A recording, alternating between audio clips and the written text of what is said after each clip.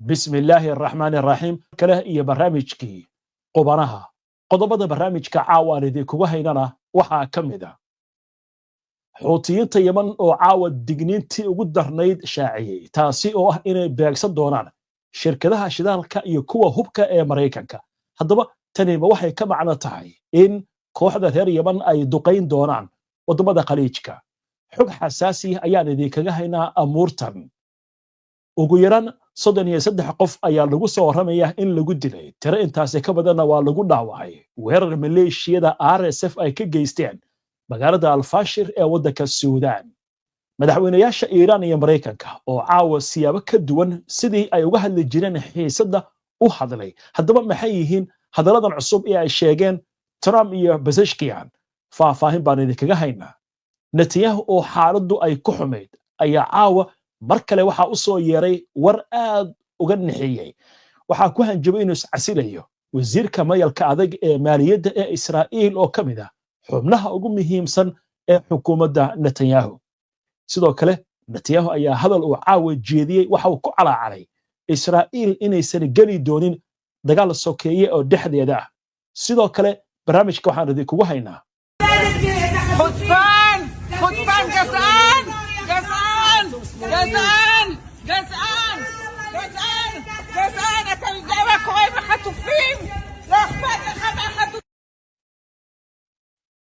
ووزيرka xag jirka ah ee amniga qaranka ee Israa'iil oo xaalad adag ay ka qabsatay garoon ku yaala gobolka Florida ee waddanka Mareykanka halkaasi oo ka digay saacadihii la soo dhaafay haddaba sida wax u dhaceen maxaa lagu haystaa ninkan faahfaahin baan idinkaga haynaa sheekada sidoo kale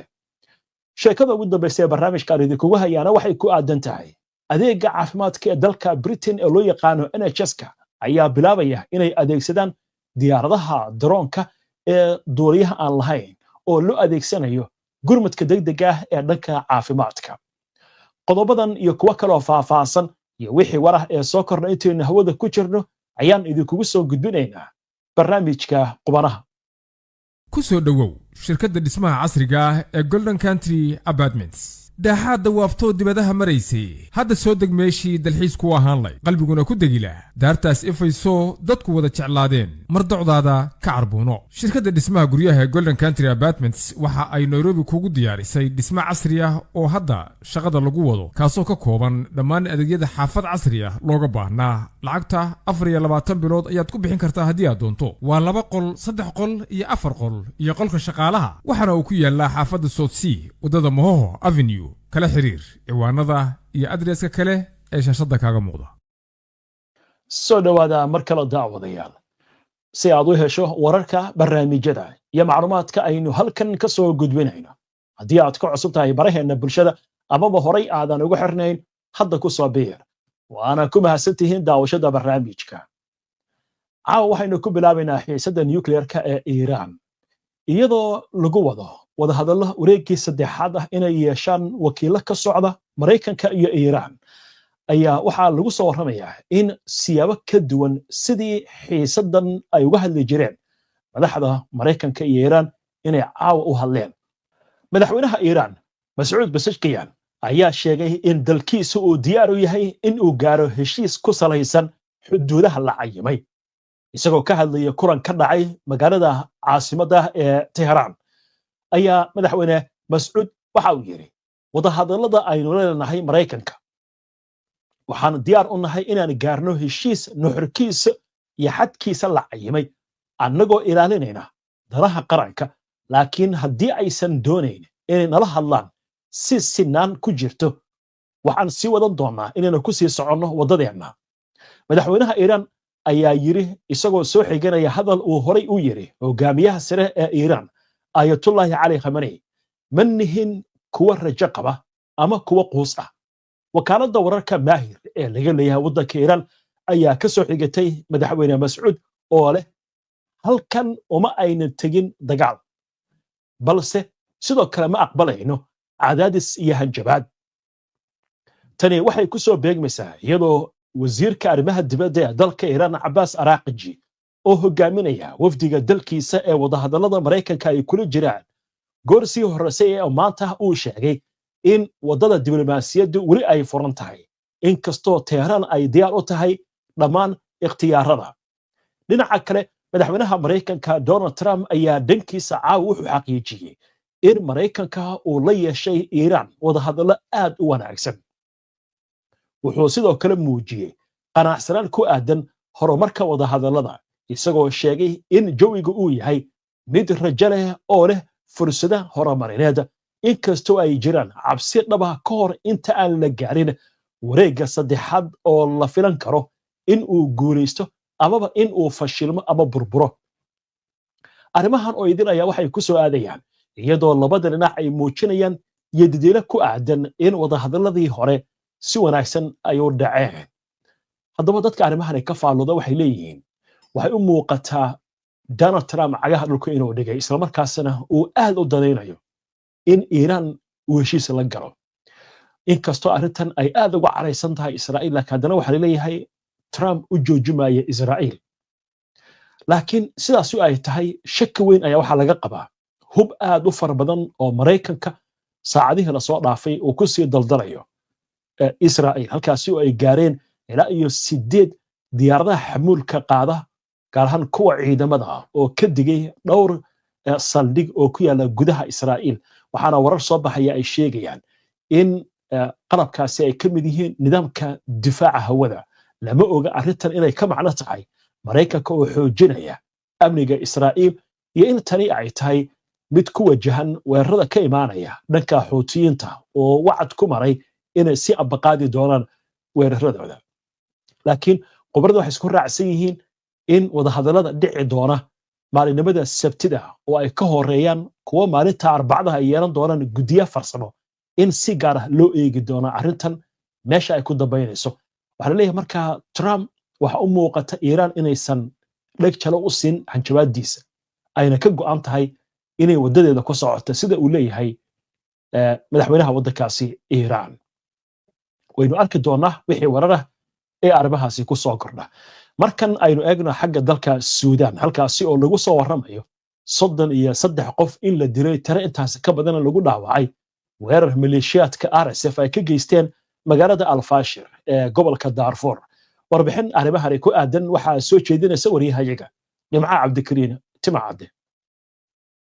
ciidanka militariga Suudaan ayaa sheegay in 33 qof oo reed ah la dilay lana dhaawacay tiro kale kadib weerar madaafiic ah oo ay soo qaadeen xoogagga gurmadka degdega ah ee RSF kuwaasi oo lagu bartilmaameedsaday dhowr xaafadood oo ku yaala magaalada Al-Fashir dhanka kale qaramada midoobay ayaa ka digtay in xaaladda bini'aadantinimo ee ka jirta gobolka Darfur waqooyi ay si xawli ah uga sii darayso sarkaal militari ayaa warbaahinta u sheegay in RSF ay weerareen saldhigyada ciidanka militariga ee ku yaala deegaanka Safwa iyo xeryaha ciidanka gorgorada ee ku yaala galbeedka caasimadda Khartoum sarkaalka ayaa xaqiijiyay in ciidamada militarigu ay iska caabiyeen weerarka isla markaana ay gubeen gaadiid dagaal oo ay lahaayeen RSF docda kale ciidanka militariga Suudaan ayaa soo bandhigay muuqaalo ay ku sheegeen inay yihiin kuwo laga duubay ciidamada militariga oo howlgalo ka sameynaya aaga Qamiyar galbeedka Omdurman iyo meel u dhow Fatasha oo ah albaabka galbeed ee laga galo gobolka Khartoum sidoo kale ilo militari ayaa sheegay in ciidamada militarigu ay doonayaan in ay go'doomiyaan fariisimaha ugu dambeeya ee RSF oo ku yaala galbeedka iyo koonfurta Omdurman iyagoo qorsheynaya inay ku dhawaaqaan gobolka Khartoum oo ka xoreysan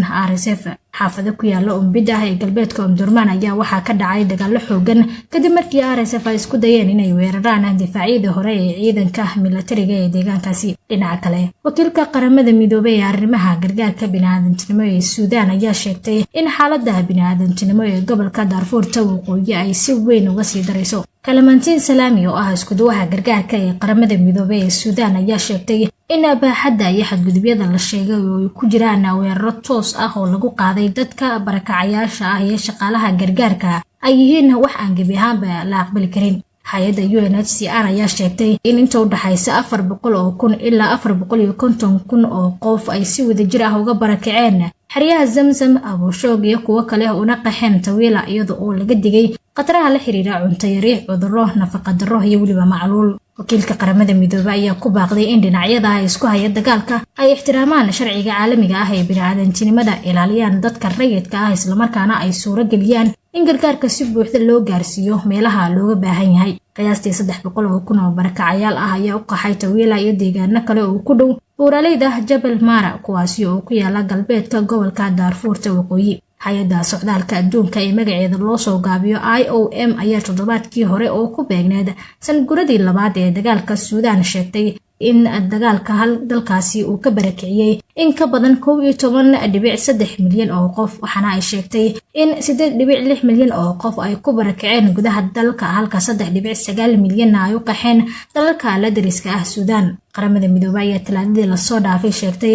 in ay filayso in ka badan 2 milyan oo barakacayaal ah ay dib ugu soo laabtaan magaalooyinka caasimadda Khartoum muddo 6 bilood ah gudahood. Nimcati Macade, HBN Online TV. وهجاج نبع آد بيومها سنتهاي وربحنتها كو آدنيدا دالكاسي السودان دادك اللي قول لعيه إنه غا ورميسي مركن أينو قرانسن حق يمن علاد كالو سن ودك يمن أيوحا لقى عبسي قبا إنا يكسي الدرتو وحينو لو سعونا تانيو بيشي أينو كسو قدومنا ماج إن مرايكن كو الدقيمة أيكو هيين ودكاسي يمن arrimahaasi waxay ka dabayeen kadib markii xuutigu ay wacad ku mareen in ay dib u bilaabi doonaan weerarada ka dhanka maraakiibta Israa'iil sababtuna ay tahay go'doominta Israa'iil ay gelisay marka Gaza. Israa'iil markii dagaalka dib ay u bilowday 18 Maajna xuutiyiintu waxay bilaabeen inay gantaalo ku garaacaan gudaha Israa'iil. gantaalada guuxooda ka dheereeya ayay ku garaaceen. maanta waxaan idin soo gudbinay warbixin ku saabsan xuutigu inay duqeeyeen ilaa iyo 3 deegaan oo ku yaala gudaha Israa'iil. welibana hanjabaad horle ayay bixiyeen waxay sheegeen hadda kadib magaalada leeyahay Tel Aviv inay noqon doonto yoolkooda waxayna ay ku dhawaaqeen inay bilaabi doonaan hawlgal la magac baxay hawlgalka Yava waxa loo yaqaan magaalada Tel Aviv. Netanyahu oo ka hadlay arrintaas oo inoo soo socota sheekadaasi laakiin hogaamiye sare oo ka tirsan xuutiyiinta ayaa wuxuu soo saaray digniintii ugu kululay. hadalkan siyaabo kala duwan baa loo fasirayaa. dadka qaarkiis waxay leeyihiin suurtagal waxa ah xuutigu inuu weeraro shirkadaha shidaalka soo saara ee bariga dhexe ma Sacuudiga ma meel kale lama oga laakiin wuxuu cadeeyay inay weerari doonaan shirkadaha shidaalka iyo kuwa hubka ee Mareykanka. dabcan maraakiibta loola jeedaa dabcan saldhigyo iyo shirkadaha Mareykanka oo dhanka hubka ah gobolka kuma yaalaan marka laga reebo saldhigyada militariga haddii taas uu la jeedana lama oga laakiin haddaba aynu eegno wakaaladda wararka Anadolu warbixin ay daabacday goor dhaweyto oo ku saabsan arrintaasi. waxa la sheegayaa in xogaga xuutiyiinta waddanka Yemen ay ku ballan qaadeen in ay hadda kadib beegsan doonaan shirkadaha shidaalka iyo kuwa hubka ee Mareykanka kadib markii ay sii kordheen weerarada lagu qaaday Yemen iyagoo adkeeyay inaysan ka noqon doonin taageerada ay u hayaan Gaza ilaa ay inta la joojinayo gardarrada iyo weerarada Israa'iil iyo go'doominta ay ku hayso jiida Gaza. bayaan rasmi ah oo soo saaray gudoomiyaha golaha sare ee siyaasadda ee xuutiyiinta Mahdi al-Mashaad ayaa waxa lagu baahiyay wakaaladda wararka ee Saba ee ku xiran xuutiyiinta. al-Mashaad waxa uu yiri waxaan bilaabi doonaa inaan beegsano shirkadaha hubka ee Mareykanka maadaama ay yihiin kuwa qayb ka ah dambiyada ka dhanka ah dadkeena ku sugan Gaza. waxaa laga yaabaa inaan ka reebno shirkadaha Mareykanka ee ka soo horjeeda siyaasadda madaxweyne Donald Trump ayuu yiri al-Mashaad. wuxuu intaasi ku daray in shirkadaha shidaalka ee Mareykanka iyagana la xisaabtami doono wuxuuna hadalkiisa ku daray muwaadiniinta Mareykanka waxay garan doonaan in Trump uu u keenay ceeb iyo qasaare marka waa inay yiraahdaan maya oo ay ka hor yimaadaan haddii kale iyaguna waxay qaadi doonaan cawaaqibka. marka laga hadlayo arrintan waxaa lagu soo warramayaa in tani sidoo kale ay ku soo aadayso iyadoo Mareykanku duqeymo culus ay ka wadaan waddanka Yemen laakiin duqeymahaasi al-Mashaad waxa uu sheegay in 1% oo kaliya ay waxyeello u geysteen awoodda militari ee xuutiyiinta laakiin wuxuu yiri qasaaraha intiisa badan wuxuu ku dhacaya dadka shicibka ah. wuxuu adkeeyay taageerada ay u hayaan dadka reer Gaza wuxuuna tilmaamay in mowqifkoodu uu yahay mabda akhlaaqi ah islaami ah iyo mid dhanka bini'aadanimada ah wuxuuna sheegay inaysan ka noqon doonin gargaarka iyo taageerada ay siinayaan dadka reer Falastiin ilaa iyo inta la joojinayo go'doominta lagu hayo marayka Gaza loona ogolaanayo gargaarka bini'aadantinimada hadalkan marka wuxuu noqday waa hadal aad u adag markii hore sheekada waxay ku ekeyd maraakiibta militariga iyo kuwa kale Israa'iil ku socda iyo gudaha Israa'iil laakiin hadda sheekada waxay ku darayaan xuutigu shirkadaha Mareykanka ee shidaalka macnaha maraakiib waaweyn oo shidaalka qaada oo Mareykanku leeyahay ayaa gobolka bariga dhexe ka dhoofa ayuu shidaal ka dhoofinaya marka goobahaas ay marayaan maraakiibtan inay beegsadaan ayaa inta badan loo saadalinaya laakiin waxa leeyahay dignitan waa dignin aad u kulul waxayna ku soo aadaysaa iyadoo leeyahay Mareykanka wuxuu diyaarinayaa guluf military oo dhanka dhulka ah oo ilaa iyo 80 kun oo ciidamo ay ka qayb qaadan doonaan oo xuutiga markaas weerar lagu qaadi doono wali waxa leeyahay wadamo carabta qayb ka ah inkastoo xuutiga dignin ku bixiyeen oo ay u digeen Sacuudiga iyo Imaaraadka ay ku yiraahdeen haddii aad qayb ka noqotaan hawlgalkan adinka mas'uulka wixii ka yimaada inta Israa'iil baa waxa leeyahay kulub dad arrintan marka weerar weyn baa socda dagaalkan waxa laga cabsi qabaa faraha inuu ka baxo haddii laakiin isfaham uu dhex maro Iiraan iyo Mareykanka suurtagal waxa markaasi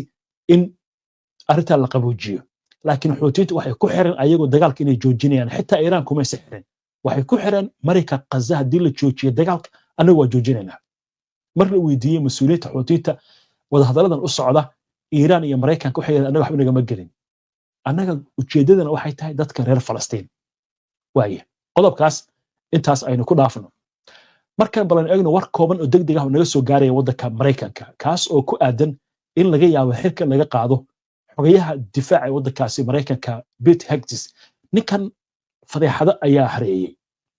barnaamijka aan bari idin soo dayn doono waxa qayb ka ah barnaamij gaar ah oo aynu kaga hadlayno waaxda gaashaandhigga waddanka Mareykanka oo leeyahay way badumaysaaba ninka marka waxyaalo badan baa lagu haystaa markii si hore maba ahaynba nin u qalma shaqadan baa leeyahay Trump baa iskaga magacaabay nin wuxuu ahaa telefishinka Fox News oo ka mid ah telefishinada garabka midig ee aadka u mayalka adag ka shaqayn jiray nin aad u dhaliila muslimiinta iyo dadka soo galootiga ayuu ahaa ninkan marka waa ninka hadda kahor ka sheekeynay xitaa shaabadda halkaas ku qortay gacanta ay ugu qoran tahay kaafir ama kufaar hadda ninka waa la haystaa warbaahinta leerada NPR ee laga leeyahay Mareykanka waxay sheegaysaa in hadda aqalka cad uu bilaabay cidii bedeli lahayd ninkan xogayaha gaashaandhigga waddanka Mareykanka marka sheekada waa sheeko cusub oo war hadda soo dhacay marka wixii ku soo kordha barnaamijyadeena dambe ayaan idinkugu soo gudbin doonaa haddii alla idmo waa tahay waxaan u gudbi doonaa wararkii ugu dambeeyay ee Israa'iil war culus baa soo baxay Smotrich ayaa wuxuu ku hanjabayaa inuu iscasili doono maxay tahay sababta waan idin soo gudbin doonaa sidoo kale wasiirka ay jaalka yihiin oo isna ka mid ah wasiirada mayalka adaga ee Israa'iil ayaa Mareykanka u sodcaalay waliba maxkamadda dibiyada dagaalka iyadoo goobaysa xubno badan oo Israa'iiliyiin inkastoo ninka aan laga soo saarin in la soo xiro laakiin haddana waxa leeyahay waxay ku soo aadaysaa safarkiisa iyadoo xitaa Mareykanku hadda ka hor maamulkii Biden ay ku eedeynayaan ninkan inuu dambiye galay isla markaas cunaqabateen la saari doono laakiin hadda sida muuqata Mareykanka ayuu ka degay laakiin maxaa ka qabsaday markii uu ka degay gobolka Florida sheekadaas way noo soo socotaa sidoo kale waxay noo soo socotaa warbixin ku saabsan Netanyahu oo caawa ku calaacanaya Israa'iil dagaal sokeeye ka dhici maayo iyo sheekadii ugu dambeysay ee barnaamijka intaan u gudbin macluumaadkaas aynu ku hakanno qadar xayeysiina كبلد مركز كدار التقوى قرآن كريم هجادة علوم الشريعة لغة عربية يتربية أولاده هب عصرية أونلاين وحفافة كلا حديد نمبر الشاشة كاغا مغلا soo gudbinta barnaamijkan waxaa gacan ka geysatay shirkadda xawaaladda ee Safari Remit oo ah shirkad xawaaladeed oo fadhigeedu yahay dalka UK si aad u hesho faahfaahin dheeraada una adeegsato adeegga Safari Remit booqo website-ka shirkadda www.safariremit.com soo dhawaada mar kale daawadayaal wali waxaad la socotaan barnaamijkii qubanaha oo toos idinkaga imaanaya istuudiyahayaga koowaad barnaamijyadeena waxaad ka heli kartaan bogagga bulshada ee internetka sida YouTube-ka Facebook-ka Twitter-ka iyo weliba Telegram-ka warbixino qoraala waxaa loo yiri macluumaadyo kale waxaad ka heli kartaan bogga internetka aynu ku leenahay ee www.hbnonlinetv.com ku xirnam HBN oo ka dhigo wehelkaaga wararka xagga Israa'iil aynu ku hormarno xilligan oo barnaamijka aynu wadno kumanyaal kun oo qof ayaa banaanbax waxay ka dhigayaan magaalada Tel Aviv waliba banaanbaxan waa ka daran yahay banaanbaxyadii hore hadda war soo dhacay degdeg wuxuu sheegayaa banaanbaxyadii hore inay ahaayeen kuwa lagu dalbanayay dagaalka in la joojiyo iyo in maxaabiista la soo daayo oo heshiis la gaaro laakiin hadda banaanbaxan warbaahinta Israa'iil waxay sheegaysaa in banaanbaxayaashu ay dalbanayaan si degdeg ah inuu isku casilo Netanyahu waxaana sidoo kale ay leeyihiin waxay taageersan yihiin madaxa laanta sirdoonka ee Shin Bet oo dhawaan xilka uu ka qaaday Netanyahu inkastoo maxkamadda sare ay tiri ninkan xilkiisa waa inuu sii hayo ilaa iyo amar dambe ilaa inta baaritaan aynu samaynayno sheekadaas marka waa sheekada caawa ugu weyn ama wararka ugu weyn ee Israa'iil ka jira dhinaca kale waxaa la sheegayaa in xaalad adag ay Netanyahu la soo gudboonaatay mid ka mid ah wasiirada aadka ugu muhiimsan ayaa ku hanjabay inuu casili doono waa wasiirka maaliyadda Bezalel Smotrich haddaba maxay tahay sababta isku casilaya aynu eegno warbaahinta Israa'iil oo arrintan wax ka qoraysa wargeyska la yiraahdo Israel Today ayaa waxa uu qoray in uu ka soo xigtay Smotrich oo leh waxaan ka fakarayaa inaan is casilo oo xukuumadda aan ka baxo haddii codsigayga ah dagaalka Gaza in la sii xoojiyo aan la aqbalin dagaal baa yarba duqeynta maanta oo kaliya 3 qof baa la dilay marka laakiin ninkan wuxuu leeyahay dagaalka waa in la sii xoojiyaa waxaan idin soo gudbinaa wararka iyaga ugu dambeeyay oo kale inuu ku taliyay in marayka Gaza la qabsado gabi ahaanba waa sadii ay suurtagalaysay oo xukun military loo dhiibo hadda marka wuxuu leeyahay dagaalkan haddii aan la sii xoojin waxaan samayn doonaa inaan is casilo arrinta marka maxay ku soo beegmaysaa bay leeyihiin qobarada waxay ku soo aadaysaa caaw waxaa ballansan inay wada hadal yeeshaan qadka telefoonka Trump iyo Netanyahu suurtagal waxa la leeyahay in Netanyahu uu aqbalo soo jeedinta Donald Trump ee ku aadan dagaalka la soo joojiyo in dagaalka la joojiyo sababta maxay tahay Trump waxa leeyahay waa ka niyad jabay dagaalkan si hadalka loo dhigay inkastoo hub fara badan uu soo daldalay Israa'iil laakiin waxa leeyahay horey wuxuu u sheegay ilaa 3 ilaa 2 asbuuc inuu siinayo Netanyahu dagaalka inuu ku soo afjaro ninka marka waxa leeyahay arrintaas buu ka hortagaya oo wuxuu leeyahay Netanyahu haddii aad aqbashid soo jeedintaas iska jir xukuumadda ka baxaya ninka marka hadduu xukuumadda ka bax maxaa dhici kara hadda ka hor xukuumadda waxa ka baxay wasiirka mayalka adag ee amniga qaranka Itamar Ben-Gvir laakiin xukuumadda ma aysan dhicin sababta maxay tahay isaga 4 xubnood buu ku leeyahay baarlamaanka xukuumaddan Israa'iil hadda ka dhisan ee Netanyahu uu hogaamiya waa xukuumad isku keenkeen ah shirka lagu yahay waxa shirka ku ah xisbiyada mayalka adag ee Yuhuudda gaar ahaan kuwa diinta mid 2 xubnood buu leeyahay mid 9 buu leeyahay mid 10 buu leeyahay mid 15 buu leeyahay Netanyahu isagana xisbigiisa Likud ba ugu badan 20 buu leeyahay 60 xubnood marka haddii aad haysato baarlamaanka adiga dawladda dhisi kara sababta baarlamaanka 120 61 haddii aad haysatid dawladda dhisi karta laakiin maalinta aad ka hoos marto 60 xukuumaddu waa dhacaysa marka sababta kuraastii baarlamaanka ma haysatid ninkan marka la yiraahdo Smotrich wuxuu hogaamiyay xisbi wadaadadan mayalka adag ay leeyihiin Yuhuudda 8 kursi buu ku leeyahay baarlamaanka hadduu 8diisa caawa la baxo xukuumadda afkii ciid daraysa Netanyahu marka sidaas ayuu ugu cagajuglayaa ninkan sanku ka haysta waan arki doonaa wixii ku soo kordhay arrintaas isla sheeko kale oo ku saabsan wasiiradan mayalka adag maanta waxa ka digay waddanka Mareykanka gaar ahaan gobolka Florida wasiirka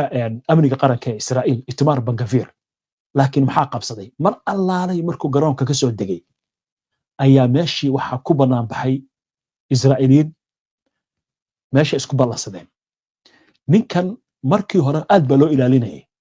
waxa laga cabsi qabay inuu ku banaan baxaan muslimiinta ama carabta ama falastiiniyiinta ama dadka kale xitaa Mareykanka dagaalka ka soo horjeeda laakiin waxaaba ku banaan baxaya Israa'iiliin haddaba aynu daawano muuqaalkan isagoo yaaban oo gacmaha taagaya oo ilaaladii ay si wadaan oo lala sii cararayo isla markaasna jaranjarada degdeg lagu saarayo aynu daawano muuqaalka خطفان خطفان جزعان جزعان جزعان جزعان جزعان جزعان الجواب كويس خطفين لا اخبار خطفين mar allaalay markuu diyaaradda ka soo degay oo uu soo galay hoolkii ayaa laga daba qaatay haweeney baa ka daba qaatay waxay leedahay argagixisaa tahay dambiilaa tahay argagixisaa tahay dambiilaa tahay maxay ku eedeynaysaa marka waxay leedahay mas'uul adiga ka ah dadka qasal lagu haysto in la sii haysto sababta waxa taageersan tahay dagaalka la sii wado marka waxay leedahay sidaas darteed meel walbo aad gasho intaa maraykanka ku sugan tahay kaa hari mayno shir kastoo aad tagto waa banadaynaa waa banaanbaxaynaa dembiilaad tahay nin argagixisaa baa tahay isagu marka wuxuu isku dayayaa sidaad u jeedeen muuqaalka inuu arrinta ka dhiga arrin sahlan oo xitaa gacanta u haatinaya dadka wuxuu iska dhigaa nin salaamaya dadka laakiin farci diilah buu ku baxsaday ninkaasi waaya sheekadaasna intaas aynu ku dhaafno dhanka qaza warbaahinta